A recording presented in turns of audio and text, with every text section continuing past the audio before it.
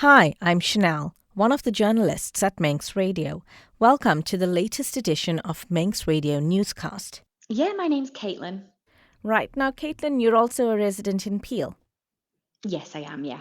Right now, you've taken to social media yesterday after you noticed something in your area. Can you tell me what's it about? Yeah, so I live in one of the housing estates in Peel, and in a little cul-de-sac. And in our cul-de-sac, there's a park, like a play area. And granted, albeit it's not much, it is used by like a dozen kids every single day, including my three children. Um, we actually found out about it through word of mouth, and it's so happens to be that one of the other mothers knows one of the commissioners, and the commissioner had messaged them and told them about it, and then they then told their children, who told our children. I was like, "Oh, I'm so sorry. What's going on here?" So I phoned the commissioners on Friday to ask them straight if that is what was happening, if the park was being taken apart and ripped out, and they denied all knowledge. And I was like, oh, that's really strange because I've heard from other people that this is happening. So that was the end of it. And then yesterday, I got a message from one of the other mothers stating that their kids were making some Save Our Park signs because that they'd had it on good authority from one of the commissioners that actually this is happening. There has been no notice, there's been no consultation, there has been nothing with regards to talking about it being an even possibility of a decision being made on this, and no consideration to any of the children or any of the parents or any of the homeowners in the community with regards to this. So I thought that I would do whatever I could to try and find out what was going on. I started by reaching out to one of our MHKs, Kate Lord Brennan, who was unaware of this situation, but was really, really um, encouraging and kind of saying, no, no, you need to do this. I will help you with what steps need to be taken to try and stop this. And it was her who said, contact the commissioners first and foremost and ask them to halt any work being done until a discussion had been had with the community and with the kind of the surrounding homes and the homeowners with regards to this issue, because there's been absolutely no information said to us at all. And now it's 9 o'clock Monday morning. Today's the day that this area was supposed to or is supposed to be Yes. dismantled. Any idea if Yes. any of that work is going on? Has anyone in the community said anything? Not yet. So I am in chat with a couple of parents, and I said, if you see anything, please let me know, because if you see anyone starting to do work, I will phone Emma Draper of Manx Radio um, on the kind of information that Kate Lord Brennan said to do. Um, I was really, was really infuriated by it. I have sent an email to the commissioners yesterday, quite a strongly worded email, based off the back of my phone call with them on Friday when they denied that anything was happening.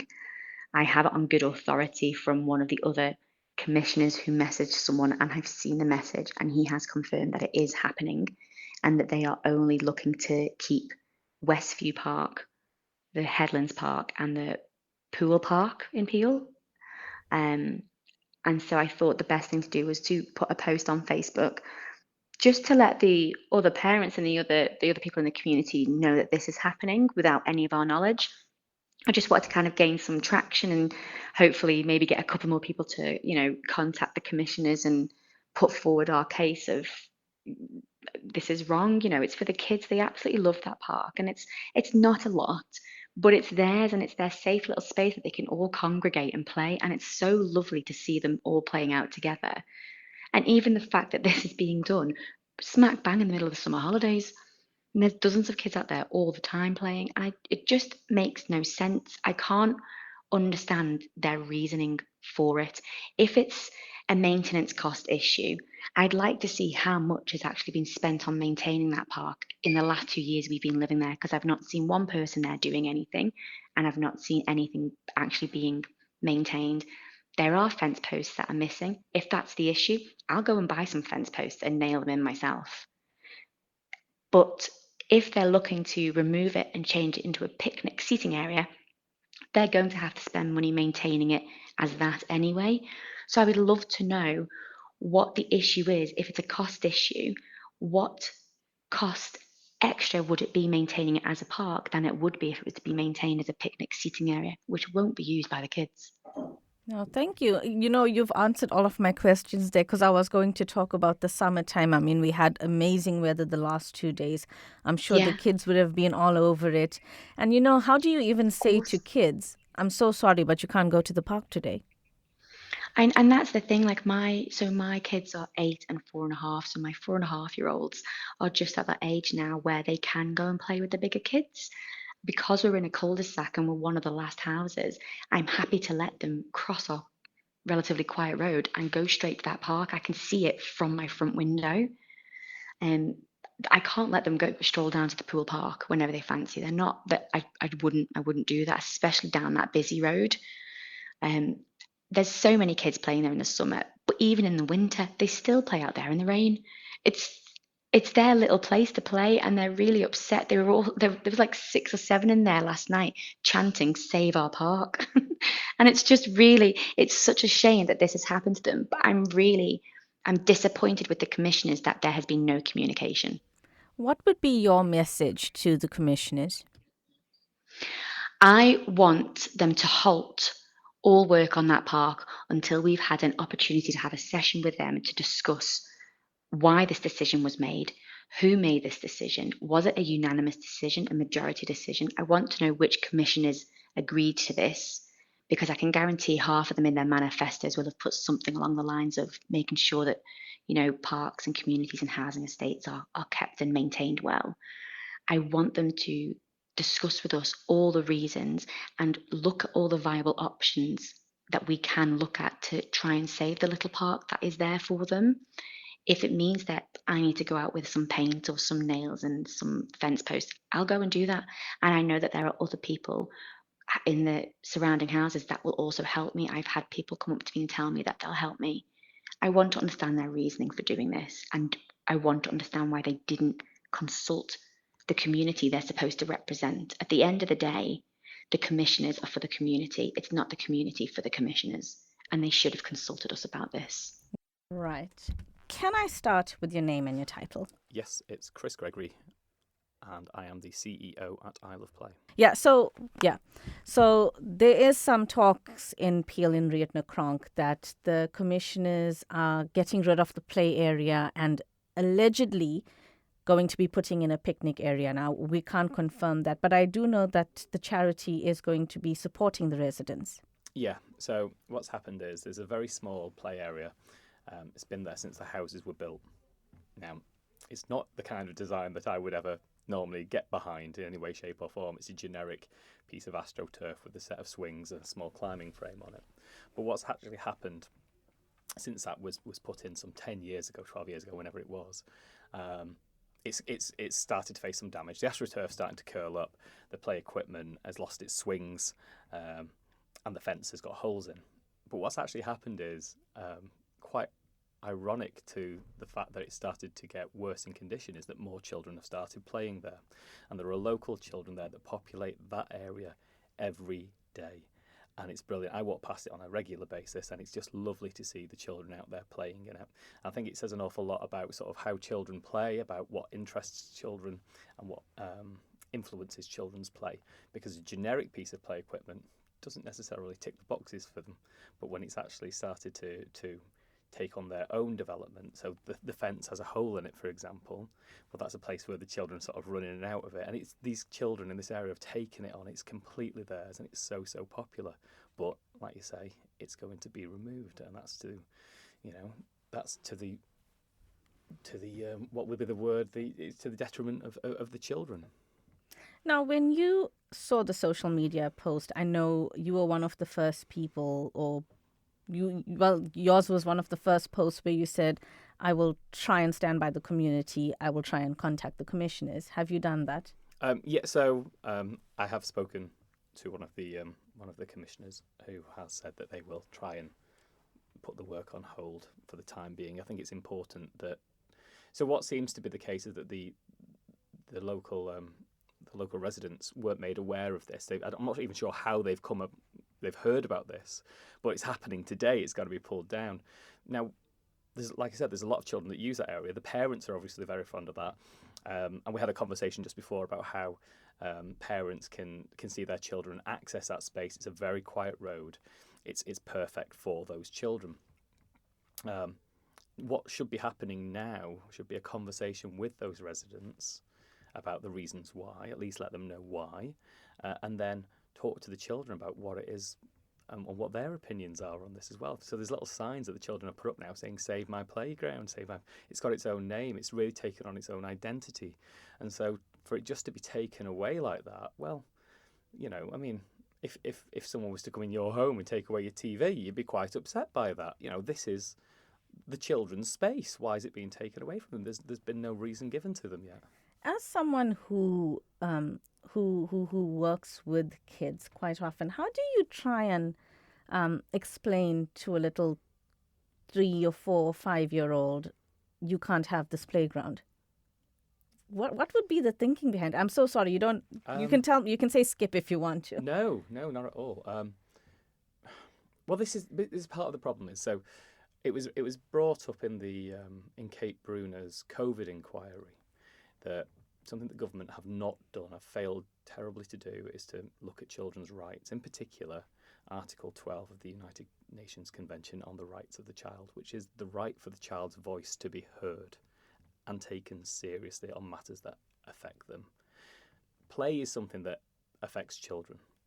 And what we are seeing more and more and more is playgrounds being taken away from children, and nobody is listening to their voice. So if you were to go and talk to those children, would they be able to articulate what it is that they want from a playground, why they love it? Well, and would the adult be able to understand what they're saying in terms of that and the importance of what it means to them? And I think that's where sort of organisations like our own should be coming in. We can talk to each other. We understand the children. We work with children every day to create environments that stimulate them and that they love. So, I mean, it doesn't seem right in any way, shape or form. I can't imagine having to go to a child and say, right, we're taking this away from you, especially when it's something that they love so much. How vital is it to have, like, not just in Peel, just throughout the island? How beneficial are these playgrounds or play areas for kids? Well, let's start with Peel as an example, actually, because Peel has a deficit of play areas for children. It's got less than a quarter of what it should have, and we're taking away yet another one. What impact does it have on the child? Well, play is the child's first entry into the world. It's how they start to explore and navigate the world, how they understand themselves, how they understand others. But we don't provide for that at all. We don't see it as important. Children seem like second-class citizens. It's not just here, it is in the UK as well, but that's not right. We're an island with a rich history of children's play where you can talk to people that have grown up here from 80 years ago who have explored, who have played and have roamed together with their friends. And that isn't happening anymore. And that is going to have it is having a massive impact on children's mental health and well-being. Because I was just going to say, in terms of, that's where kids pick up your social skills. It's where they learn how to be kind or how to make friends or develop friendships. Also independence. Mm-hmm. Independence, in the form that if they fall and get hurt or if they need to get onto a ride or not a resilience. Ride. Yeah. It's the children's resilience. That's where they develop all of these skills, like you say, and we don't make time for that whatsoever. We focus on education. Oh, that's really important. Yeah, I don't deny it's important. You want children to be able to populate the job market when they're old enough to do so. But what's the point in having people who have a qualification if they can't socially communicate well with each other? And we're seeing it more and more and more. And the evidence is pretty clear that we're seeing children of this generation who have had less social interaction than any other generation before them, even during the Second World War. Where bombs were falling down and children were still outside and they were playing. But now we're deeming children's ability to go and play as something that isn't important. Well, I'll tell you what, we're going to see the impact on it. It's going to be massive.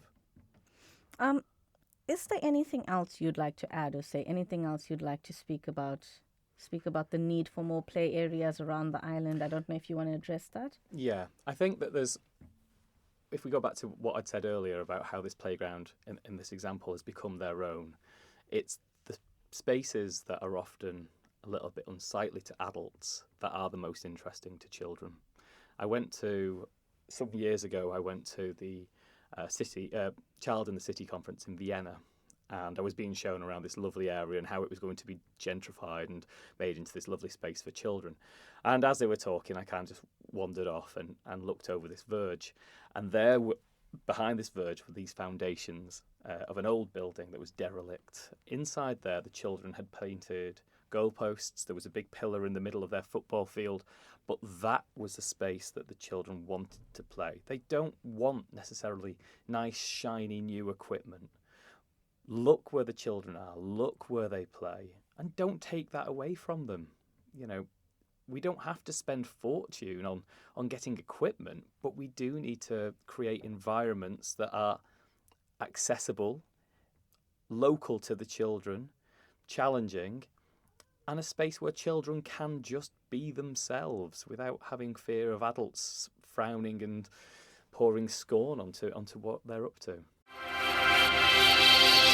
Thank you for making it to the end of the Manx Radio newscast. You are obviously someone with exquisite taste. May I politely suggest you might want to subscribe to this and a wide range of Manx Radio podcasts at your favourite podcast provider, so our best bits will magically appear on your smartphone. Thank you.